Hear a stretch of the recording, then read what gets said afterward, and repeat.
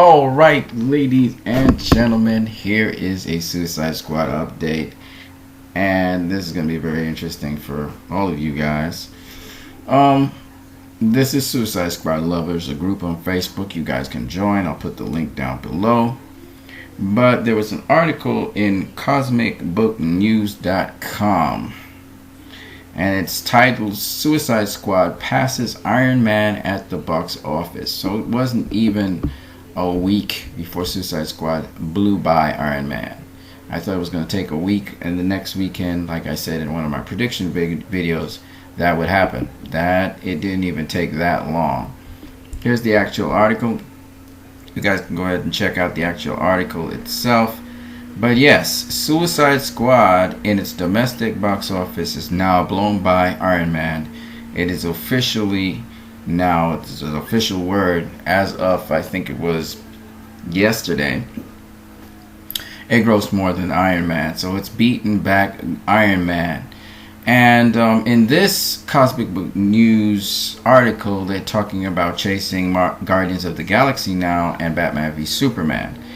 That's kind of a ways off. I don't know if it'll get to there and chase them down. It may not. That would be a really big accomplishment if it actually chases down Batman v Superman's domestic and passes it, or even comes and chases down Guardians of the Galaxy's domestic and passes it. But I just don't see that happening as it's winding down. I don't see that happening. But it's an optimistic article, I will say that. Now, Suicide Squad therefore has blown by Iron Man, and they list all the movies here: Iron Man, Iron Man 2, Captain America the Winter Soldier, Thor the Dark World, Thor, Ant-Man, Captain America the First Avengers, and the Incredible Hulk. So basically it's beaten out, as you can see there, a number of Marvel movies, including it also beat out a lot of X-Men films, the Wolverine X-Men film, and the Amazing Spider-Man film. A couple of Amazing Spider-Man films, actually. So that's very, very, very, very impressive. And on top of that, it has a worldwide gross, which is beating out a number of Marvel films and some X-Men films. And I do believe one Spider-Man film, Amazing Spider-Man film, at least one of them. I don't know how many of them, but I think just one of them. Now, of course, the MCU films are totally different to the X-Men films and the Spider-Man films. When we actually go to Box Office Mojo here, you see Suicide Squad right there, and you can see that Suicide Squad now has 308. This was of yesterday, okay? $318,584,857. That's domestic. Worldwide, it grossed $731,584,857. Okay, something was readjusted for the foreign gross. So the foreign gross was adjusted. If you check one of my videos, you'll see that the foreign gross has actually been tweaked a bit. Okay, but what does this mean? In terms of all-time domestic grosses and being realistic now, Suicide Squad actually is now number 50 in the world. A realistic setting where Suicide Squad might end, and therefore what it will do, I think in my projections, it will overtake Transformers by the end of its run. Definitely will do that. Will it overtake Shrek the Third? That's a possibility. We'll have to see. It depends on how its ninth weekend pans out, because let me explain something to you guys. Generally, a film makes about 3 to 6 million after its run is almost over. So after it's finished making over 1 million each weekend, the weekends when it starts to go under 1 million, from there on in, it makes between 3 million to about 6 million extra dollars. So let's say that if Suicide Squad goes on to make another 1 million the next weekend, and it's going to make 1 or 2 million during the week, if you pool everything together, if it somehow manages in its ninth weekend to make over $1 million, then that means it's going to be very well within range to get somewhere between 322 million to 325 million. So I think it finishes its run somewhere between those two domestic numbers, somewhere between 322 and 325 million, somewhere there. 326 million, which is not bad at all, because that's almost challenging Batman v Superman numbers. Okay, so I think that's the realistic endpoint. So it's gonna finish somewhere behind Forrest Gump. Now, if it does even better than that, again, it all depends on what happens in this ninth weekend. If this ninth weekend it extends forward and makes over $1 million, then it tells me that this thing really is a very leggy movie, and therefore it's not really beyond it to actually keep on going and kind of ramp down very slowly. And if it ramps down very slowly, then it means therefore that it's going to make it's going to do this sort of marathon, this long sprint to the finish. It'll kind of taper off really nicely. And so what I'm seeing for this movie is it could, challenge Batman v Superman. It's possible it could do better than Batman v Superman did, better than Man of Steel did. And that will really position it, because you see, for it to really challenge Man of Steel, it really needs to make over $330 something million. So if it does that, then it's definitely going to challenge Man of Steel. It's going to be somewhere near, its legs going to be almost Man of Steel legs. It may even beat Man of Steel's legs. It depends on how this taper ramps down. But that's still a ways away, because it could outdo Batman v Superman in terms of its tapering, and then it could end up with anything between 6 million, 8 million. I don't think it's going to get more than that. So if it finishes tapering off at 6 to 8 million, and it makes something like close to 319, maybe 320 million, maybe even 322 million, or even 324 million. This is really stretching it, okay? This is not very realistic. But let's say it does that. Then it's going to be really close to Guardians of the Galaxy, but like $1 million off from Guardians of the Galaxy. But I don't think it's going to pass Guardians of the Galaxy. But if it does pass Guardians of the Galaxy, and somehow it manages to creep up on Alice in Wonderland, that's really like that would be like super performing. I mean, that'd be like it just suddenly turned into Deadpool on steroids.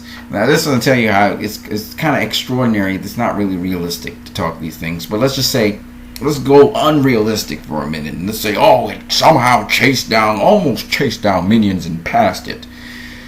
If it does anything like that, then it's going to have a multiplier that's actually greater than Man of Steel. It's actually going to have more legs than Man of Steel, and that can only happen, I mean, it's still in the cinemas, and people really still digging the movie.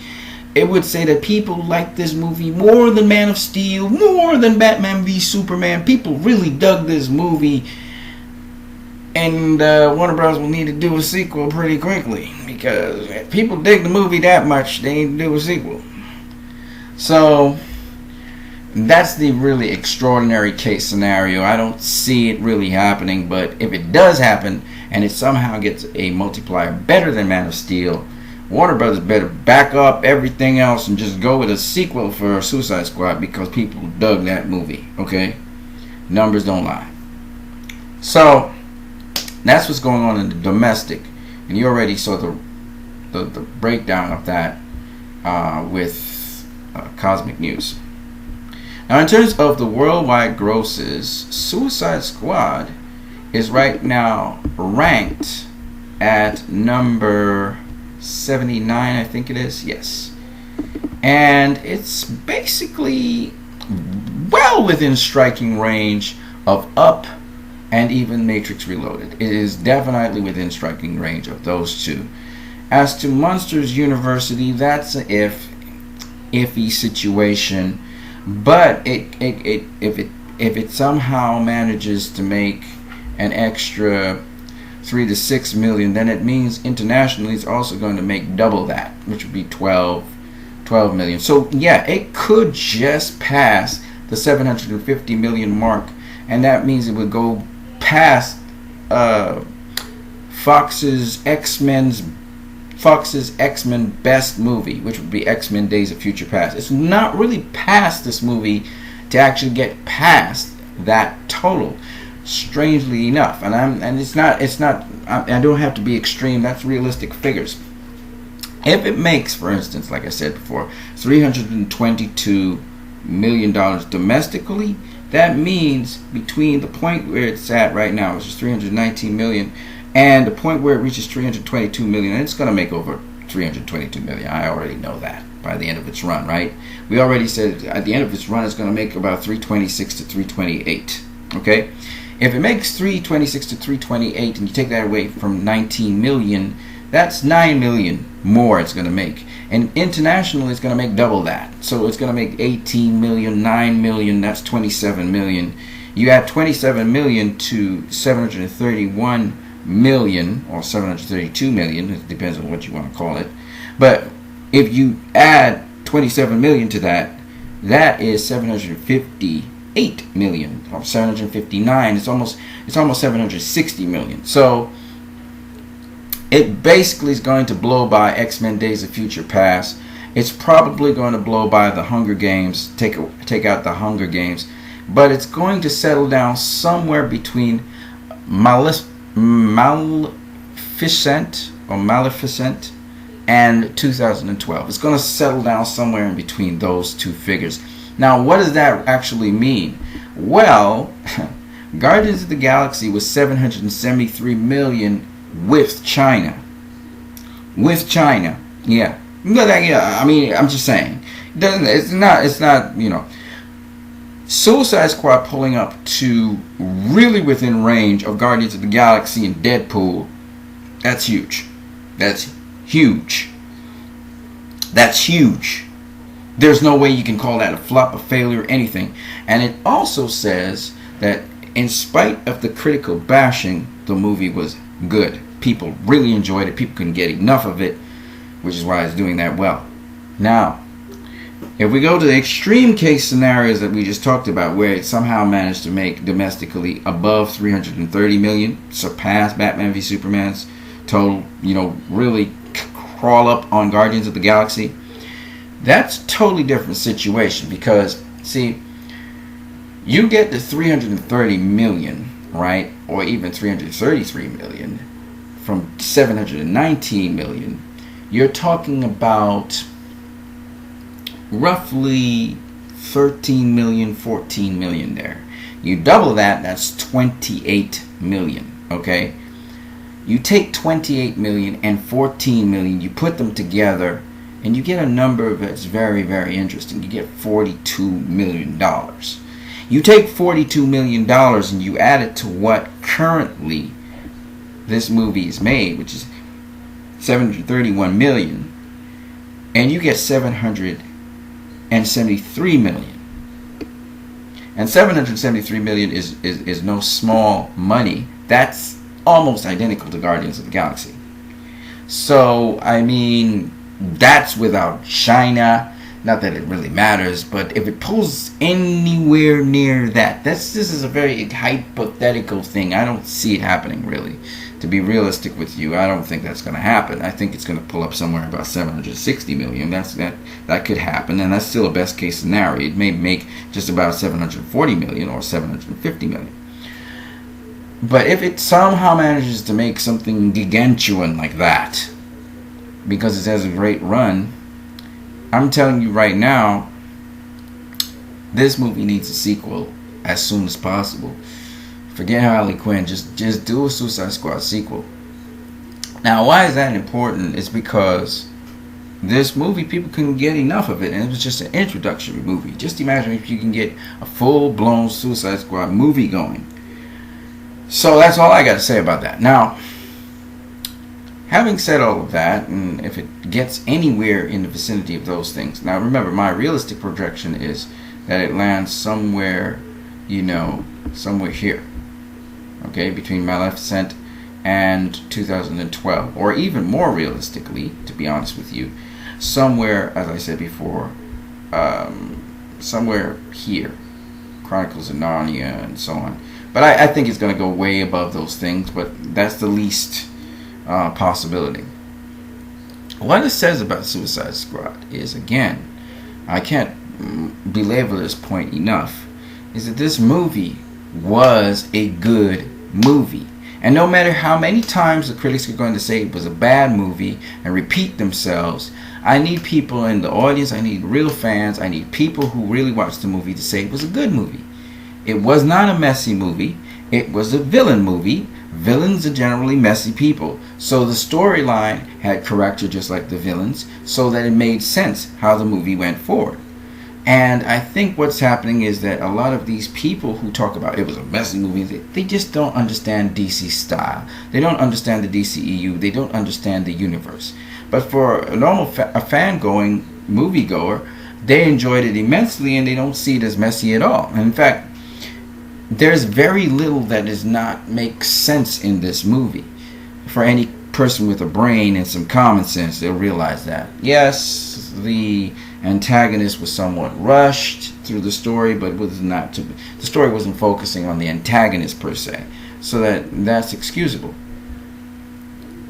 The journey was really about the journey of this squad itself and each individual of the squad, so I get it.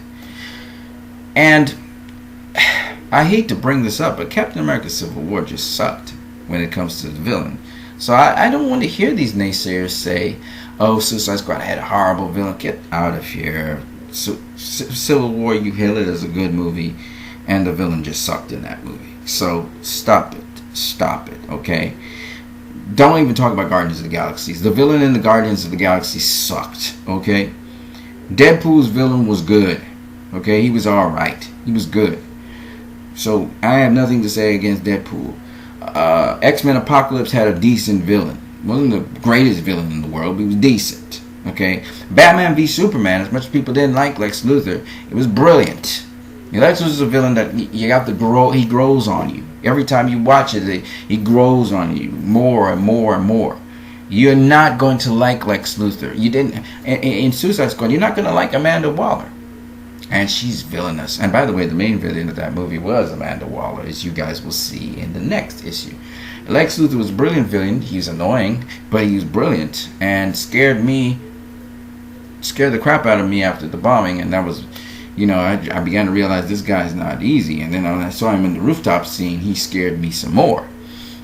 Amusing, you're laughing, but at the same time, you don't want to meet a guy like that. Believe you me, you don't want to meet him. So, at the end of the day, I think Lex Luthor was probably the villain of this year. He is the best villain of this year. But as I said before, you gotta give it to X-Men Apocalypse, because the normal fan-going public didn't quite grasp Lex Luthor.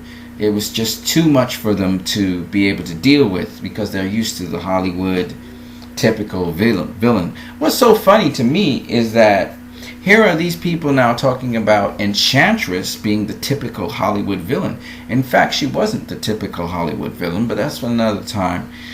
I just wanted to feature this video on Suicide Squad's progress and success, and you guys can do your calculations for its multiplier to see that this movie's doing some things, man. This movie's doing some things, okay?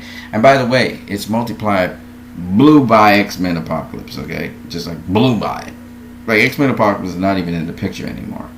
And let me just, you know what? I might just do that. I'll do it in the next video. I'll show you the multipliers, okay? You guys have a great one.